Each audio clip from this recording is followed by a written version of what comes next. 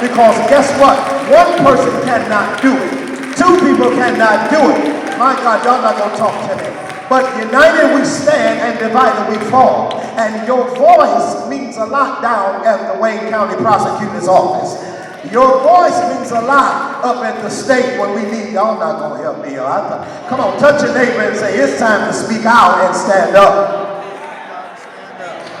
I just need a few more minutes. I'm going to let you go because I know you're ready to go. But I'm going to get out your hair because I know you don't like dandruff, okay?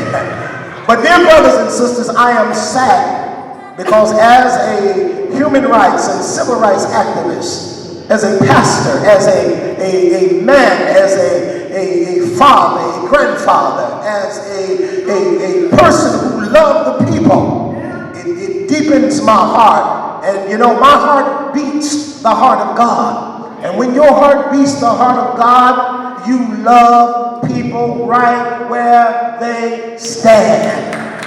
Oh, y'all not talking to me. It is sad, before I give it the mic, it is sad that we look at an injustice system. Whereas, many of you saw me fight, and many of you may not know me, but I know it's not important about me. It ain't about me anyway, it's about Jesus. But we fought against the injustice of Renisha McBride, who was shot down and killed innocently on the porch of Dearborn Heights of a man who thought that his life, or said that his life was threatened by a short young lady who didn't have a weapon in her head. But yet he pulled a shotgun and shot her in the head and said it was self-defense. And he did not lock this man up. He did not see not one day in jail, prison, or precinct, or anything until we marched on the steps of his house with 400 or 500 of us.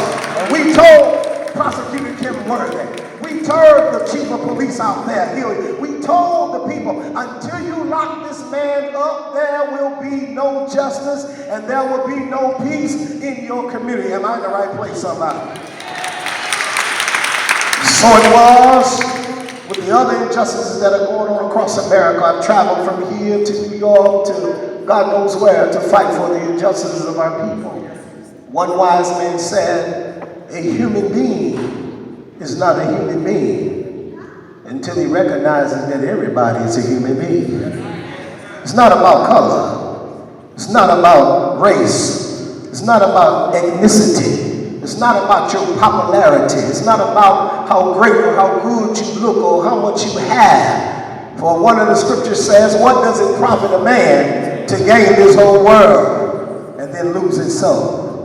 But even more importantly too, as God has told us, by this all men should know that you are my disciples, if you have what? Love one for another. This didn't have to happen to Devontae Sanford. It could have happened to your son. Could have been your daughter. Well, y'all not going to talk. It could have been your father, your brother, your sister.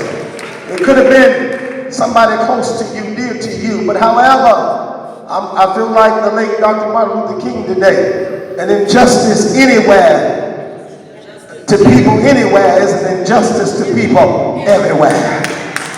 And we need to understand that if you're afraid to go out and vote, like I heard somebody say the other day, we don't need a vote, it's just the preliminaries, it's just the primary, don't vote. I'm almost done, I'm going to let you go. The dandruff almost gone, the shampoo's here. But you need to understand the preliminary vote do count. I told my church the preliminary vote counts as much as the nominational vote. The main nominee, y'all know what I'm saying. And if you don't get out and vote,